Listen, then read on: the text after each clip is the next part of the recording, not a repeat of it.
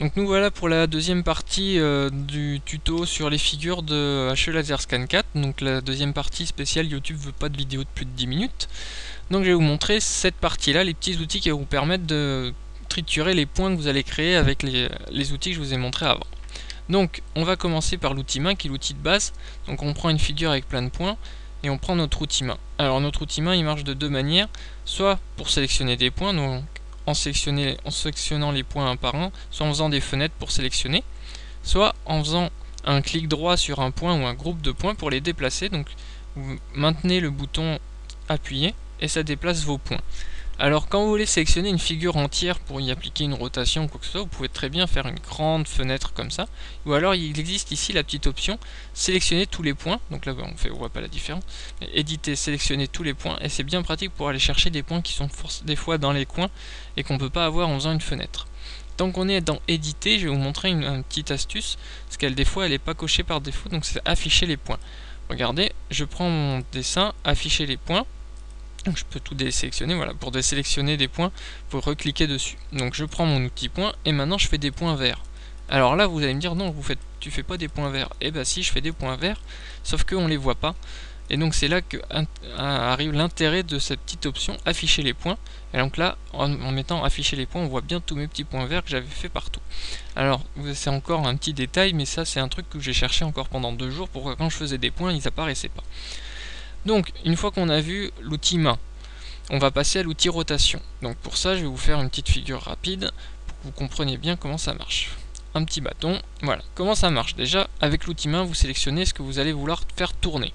Maintenant vous prenez l'outil rotation, vous cliquez au centre, et maintenant pour choisir l'angle de rotation que vous allez appliquer à votre objet, il faut vous dire que en fait la zone de dessin est un cadran avec le 0 toujours à droite, le 90 en haut, le 180 à gauche et le 270 en bas. Donc maintenant si ma figure je veux lui faire un mouvement de 90 degrés, et ben je pointe ici.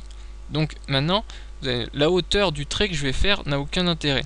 Donc c'est toujours pareil. Donc si je veux faire, même si ma figure que je veux faire tourner c'est déplacé, le repère est toujours à 0 à droite et ainsi de suite, comme je vous ai dit tout à l'heure.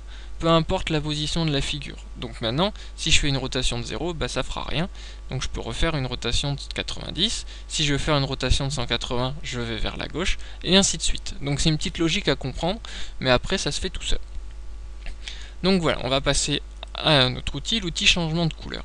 Donc je reprends ma superbe figure que j'ai fait tout à l'heure qui fait penser soit à une lune, soit à un Pac-Man, et on va lui appliquer des changements de couleur.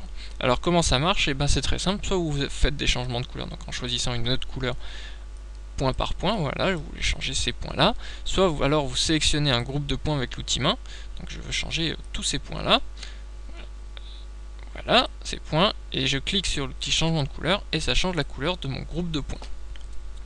Donc rien de bien compliqué. Maintenant, l'outil gomme. Vous allez me dire, c'est pas compliqué une gomme, sauf qu'il y a une petite subtilité. Donc toujours pareil, soit je sélectionne les points un par un que je veux effacer, soit je fais un petit groupe que je veux effacer. Je veux effacer tous ces points là parce qu'ils me plaisent pas, et je les efface. Mais voilà, quand j'efface des points, en fait le trait qui se fait entre les points restants, ben il est visible. Donc ça veut dire que si je veux faire un demi-cercle, alors hop, vous allez voir, si je veux faire un demi-cercle ouvert, je efface mes points, je regarde ma simulation, ben j'ai un trait qui relie les points, c'est pas terrible. Et donc pour faire ça, il va falloir en fait utiliser l'outil changement de couleur et faire un point qui va être noir. Voilà, j'ai passé mon point en noir et du coup le trait qui suivait ce point là, et ben il est devenu noir aussi. Donc c'est une subtilité par rapport à un logiciel de dessin. Donc là on voit bien que il n'y a plus le trait qui relie les deux points. Par rapport à un logiciel de dessin, quand on veut effacer, on utilise du blanc. Ici quand on veut pas que ça se voit, on utilise du noir. Donc j'ai encore passé 2 jours à comprendre cette subtilité. C'est bête mais bon, c'est comme ça. Donc on va continuer. Donc l'outil gomme qu'on vient de montrer avec la petite subtilité de utiliser la couleur noire pour pas qu'on voit les traits. Ici la pipette simplement pour récupérer la couleur de certains points. Donc ici le vert, vous voyez, je récupère mon bleu et ainsi de suite. On va faire un petit passage sur les copier-coller. Toujours rien de compliqué, mais il y a des petites astuces toujours à savoir. C'est que quand vous faites un copier-coller, donc par exemple vous voulez sélectionner cette partie là, la copier et l'utiliser pour une nouvelle figure, donc vous faites, j'ai sélectionné mes points, je fais copier, et maintenant contrairement à un logiciel de dessin où quand vous faites coller, ça vous la place au hasard, et puis après c'est vous de la placer où vous voulez. Ici ça va mémoriser la position des points, c'est-à-dire que si je fais une nouvelle figure et que je colle ce que j'ai copié, et ben ça se retrouve exactement où j'avais décidé.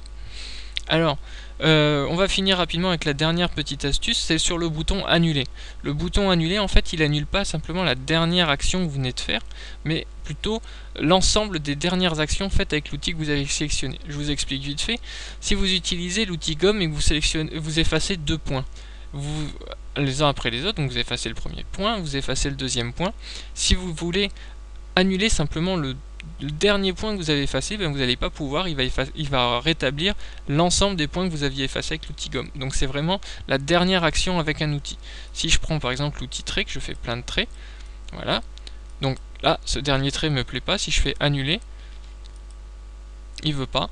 Alors je sais pas pourquoi, depuis tout à l'heure j'essaye de faire des tutos en vous expliquant cette fonction, mais la fonction annuler a l'air d'avoir quelques bugs sur la version 4, donc ça sera corrigé sûrement plus tard. Mais bon, sur la version 3 et jusqu'à présent c'était comme ça, c'est-à-dire que ça annulait vraiment l'ensemble des dernières actions faites avec le dernier outil. Donc c'est un peu compliqué comme ça, mais une fois que vous êtes fait avoir, vous allez vite comprendre ce que je voulais dire par là.